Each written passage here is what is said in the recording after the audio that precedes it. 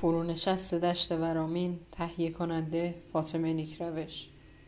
نام من وارناست، من جنوب شرق پای تختم، من بوی دستان آریا، 14مین کشور از 16 کشور اهورا، من شهری سهل از ملک ریم، من ورامینم، به گفته اوستا پناهگاه و نگهدار بشریتم، من ورامینم، مدل مفهومی همزیستی مسالمت آمیز قلعه و تاکستانم، بنا به گفته اعتماد و سلطنه 14مین کشور بانزهد که من اهورامزدا آفریدم، وارنای 4 گوش از زادگاه فریدون قاتل اژدیهاک. آری من به دستان آریا بنا گشتم، میخواهی سرگذشت مرا بدانی، به دستان آریا بنا شدم، توسط رامی آن سرباز سیاوخش تسلیم اسلام گشتم، سلجوقی به من اعتبار داد، 3 وزیر از من در دستگاهش جای داد، در هنگام حمله مغولان من التیام دردهای رگای، پناهگاه آن مهاجران آواره، به گفته حمدالله مستوفی من در قرن 8 قصبه گشتم، آب و هوایم خوشتر از ری، کتاب 7 اقلیم در توصیف انگور من ناتوان، میدانی که ایلات پراکنده من پایه سپاه آقا محمد خان قاجار، هانری رنه جهانگرد فرانسوی، دشت مرا تابلوی دورنمای نقاشان ژاپنی با نقش‌های تحت‌لایی مطلوب خطاب نمود. من اما آن مادر نگونبختی هستم که داغ اولاد دید، در قیام 15 خرداد خون در دل من به پا گشت، 7 پسرم را من فدا کردم، از خانه امام موسی کاظم تا پل باقرآباد جسد چیدم، و اما امروز میبینید که نفس میکشم، حتی به سختی، حتی به غلط. فریدون من کجایی؟ اژدها دوباره پدیدار گشته، وجب به وجب تن فرزندت ایراج را خالی نمودن، برای خونخواهی به پا خیز، دگرباره مغز زمینم خالی گشته، آنقدر چشمم گود شده، هر که در این سرزمین پا گذارد به سرنوشت بهرام دچار گردد. چقدر از اشکهای من برمی دارید؟ حسین در کوفه مظلوم تر است یا که آب در ایران؟ به راستی ما چگونه بزرگ شدیم، این گونه کافر به آیین خود شدیم؟ بر طبق یافته های باستان شناسان من تاریخ تمدن بشرم، من با سیلک کاشان با شهر سوخته برابری دارم، من مسجد جامعی دارم از دوره ایلخانی، از آثار ملی ایران کنونی زیباترین نمونه هنر معماری پس از اسلام، برج استواری شکل اعلادوله، آرامگاه حسن‌الدوله معلم.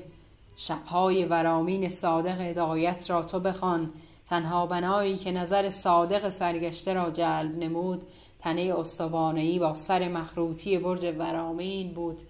ضلع جنوبی هم محله گل، متبرک آستان امامزاده یحیی، در 4 کنجش من برای آبادی ایرانم سجود می کنم. محراب امامزاده شاه حسین یادآور رنج دوره مغول است هنوز برایم. به ورامین اگر تو پا نهادی، در ایستگاه راهن دلت را راهی صحن امامزاده حسین رضا کن. بی سکینه را تو ملاقات کن، خشت و گل تنش را حتما تماشا کن. بقیه کوکب‌الدین در ضلع غربی هم 3 قبر حاصل تسلط افغان بر ایران را ببین. نخستین کارخانه قند خاورمیانه میدانی در دل من احداث شد، اما بگذارید کمی کامتان را هم تلخ نمایم. گورستان تاریخی من در حادثه حفاری شرکت آب و فاضلاب کشف شد. درد از این بالاتر آیا کشیده اید؟ باستانم را شنیده ای؟ من قبل از پاهای صنعت می دویدم. به موزه رفتن برای من بسی زود و تلخ است. من نخستین تولید کننده روغن نباتی، من حتی قطب کشاورزی تهران کنونیم. من از عهد باستان دوستدار هنر، طرح میناخوانیم کم از قالیچه سلیمان ندارد. استحکام فرش من با بتون رقابت دارد، چرا که من حاصل دست زنان غیورم.